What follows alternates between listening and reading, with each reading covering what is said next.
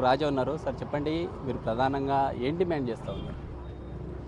Police అధికారులు కాకి చొక్కా వేసుకుని పచ్చ చొక్కా కార్యకర్తలుగా ప్రవర్తించకండి అని చెప్పి ఇవాళ వాళ్ళకి రిక్వెస్ట్ చేస్తున్నాం, డైరెక్ట్గా హెచ్చరిస్తున్నాం.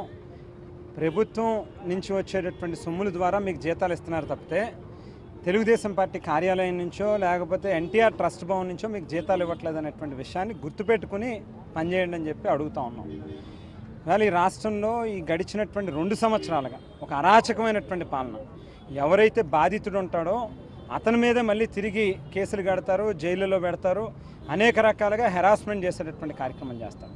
ఎవరైతే తప్పు చేసినటువంటి వాడు ఉన్నాడో, క్రైమ్కి పాల్పడినటువంటి వ్యక్తులు ఉంటారో వాళ్ళు మాత్రం దర్జాగా కాలర్ ఎగరేసుకుని రోడ్ల మీద తిరుగుతారు. వాళ్ళకి సెక్యూరిటీ ఇదే పోలీస్ వాళ్ళు ఇస్తారు. అసలు ప్రజాస్వామ్యంలో డాక్టర్ బాబాసాహెబ్ అంబేద్కర్ గారు రాసినటువంటి రాజ్యాంగాన్ని అనుసరించి పరిపాలన చేయాల్సినటువంటి అధికార యంత్రాంగం ఇవాళ వాటిని పూర్తిగా పక్కకు పెట్టేసి లోకేష్ గారు ఇచ్చేటటువంటి ఆదేశాల మేరకు రెడ్ బుక్ రాజ్యాంగాన్ని అమలుపరుస్తూ ఉన్నారు. కానీ అన్ని రోజులు ఒకలా ఉండవు. ఈవేళ గడిచిపోయినటువంటి రోజు మళ్ళీ రేపన్నాడు వస్తుంది.